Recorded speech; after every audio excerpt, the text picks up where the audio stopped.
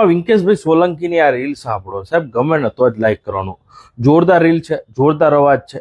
જો ગમે તો શેર જરૂરથી કરજો. જો આ વિડીયો